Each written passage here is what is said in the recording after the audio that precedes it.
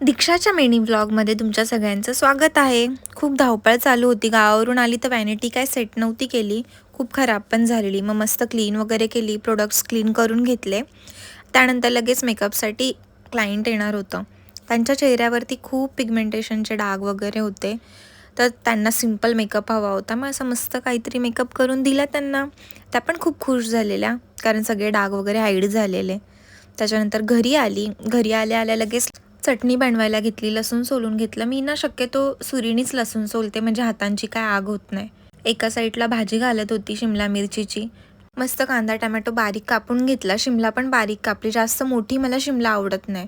नंतर थोडंसं पाणी टाकलं आणि शिजत ठेवली. एका साईडला गरम पाण्यामध्ये मिरच्या भिजत ठेवलेल्या 10 ते 15 मिनटं ठेवल्या असतील. नंतर अशा चाळणीमध्ये त्या काढल्या. थोडंसं जिरं टाकलं मिक्सरच्या भांड्यामध्ये आणि मिरच्या पण टाकल्या. मग त्या सगळ्याची एकदम मस्त पेस्ट केली. इकडे बघा तोपर्यंत भाजी पण शिजलेली माझी. पेस्ट काहीतरी अशी दिसत होती. त्यानंतर तेल तापवायला ठेवलं आणि ती केलेली पेस्ट टाकली आणि स्लो गॅसवरती एकदम मस्त परतून घेतली. लसणाची चटणी आणि भाकर खरं खूप छान लागते. तुम्ही पण नक्की ट्राय करा. चला भेटूयात पुढच्या व्लॉगमध्ये.